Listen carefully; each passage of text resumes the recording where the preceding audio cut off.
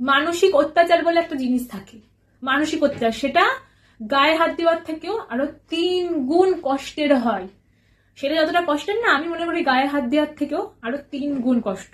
কিন্তু এর পেছনে পাড়ার লোক, আত্মীয় স্বজন, সবার লোকের কাছে খারাপ তুমি, কারণ তুমি বরের কাছে থাকতে পারোনি, তুমি বরের সংসার করতে পারোনি, তুমি শ্বশুর সংসার করতে পারোনি, কিন্তু ভেতরে যে তারা তোমার সাথে এত খারাপ ভাষায় কথা বলছে, তোমাকে অপমান করছে, এটা করা তাদের কোনো অধিকার নেই, কোনো অধিকার নেই।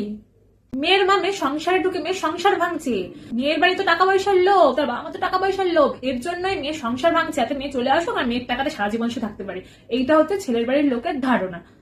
একটা মেয়ে যদি বলে তুমি তোমার মা বাবাকে ছেড়ে দাও, তার মানে সে বউ সংসার ভাঙছে, ছেলেকে আলাদা করে নিয়ে চলে যাচ্ছে, বউ খুব খারাপ খুব খারাপ। কিন্তু একটা ছেলে যদি বলে তার মা বাবাকে ছেড়ে দাও, তার মানে কি শাশুড়ি নিশ্চয়ই, শাশুড়ি মেয়ের মা মেয়ের কান ভাঙিয়ে সংসার ভেঙে দিচ্ছে।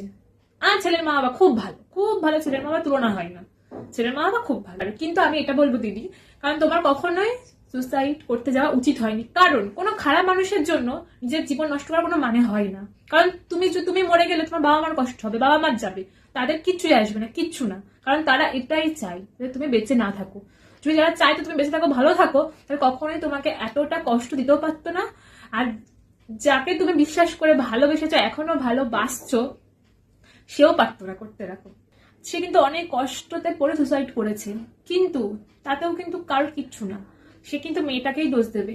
দেখবে কিছুদিন পর এটাই বলবে সংসার করতে তো পারেনি, পারেনি সংসার করতে, একটা সংসার করতে হলে অনেক কিছু সহ্য করতে হয়, সে পারেনি করতে, এর জন্য তারই দোষ, শ্বশুরবাড়িতে কারোরই দোষ নেই। কারণ যারা আসল দোষী, যে স্বামী এত বড় একটা কথা বলেছে যে মাকে ছাড়তে হবে, এটা যদি তার বউ তাকে বলতো, সে কি কখনো মেনে নিত? হয়তো বউকেই ছেড়ে দিত, কিন্তু মাকে না। সে মেয়েটা অনেক কষ্ট পেয়েছে, কিন্তু সে তার স্বামীকেও ছাড়তে পারেনি, সে তার মাকেও ছাড়তে পারেনি, তার জন্য সে এত বড় একটা স্টেপ নিয়েছে। কিন্তু খারাপ কিন্তু সেই মানুষটাই। এখন এত প্রশ্ন তার দিকে, এত আঙুল তার দিকেই উঠছে, ছেলেটার দিকে নয়।